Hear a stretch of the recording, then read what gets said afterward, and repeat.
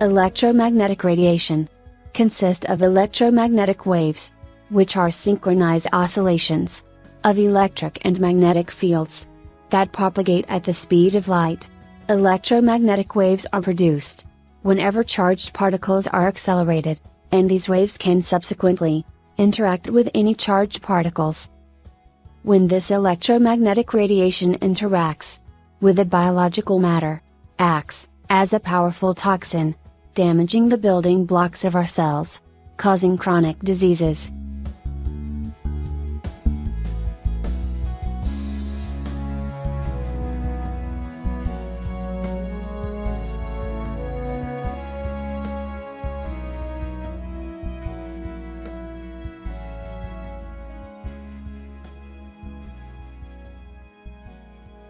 And now the first thing that I have to say is that we are not dealing with one entity, radio frequency field.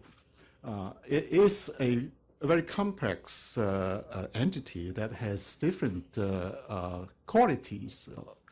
For example, the frequency, duration of exposure, the waveforms, those are the built-in quality of the exposure that determines the effects of the exposure.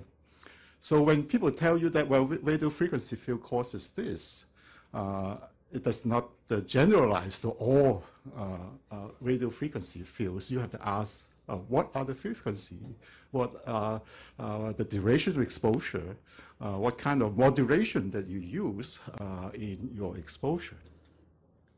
So genetic the material, genetic material is DNA, deoxyribonucleic acid.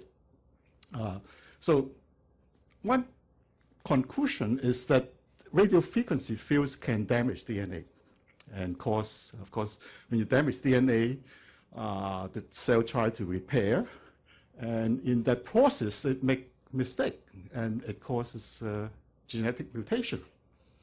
And of course, genetic mutation can possibly lead to development of cancer. So this is a DNA schematic drawing of DNA. In the early 1960s, Dr. Robert Becker, an orthopedic surgeon, working at the Veterans Hospital and Upstate Medical Center in New York, developed the insight that we were electrical beings governed by electrical laws. And he published an important series of papers dealing with the role of natural electrical signals in the cybernetic system in the body that mediates growth and healing of nerves, muscles, and bones.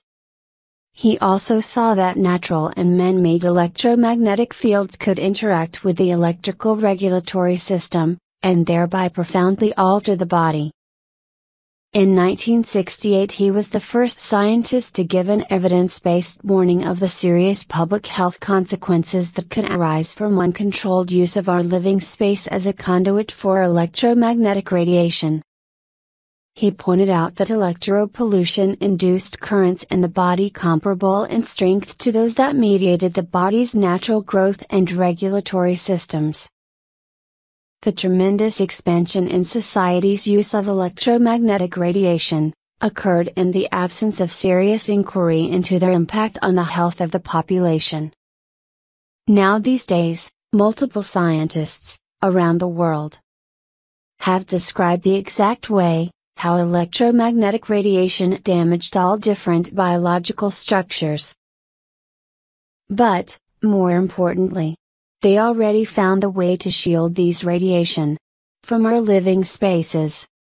The first step in cancer prevention and cancer fighting is by shielding electric and magnetic fields produced by the electric current in the walls, and shielding our homes from neighboring cell phone towers and other high frequencies electromagnetic waves. The North American Sleep Medicine Society invites you to join the movement, I Fight Brain Cancer, Shielding Homes from Electromagnetic Radiation.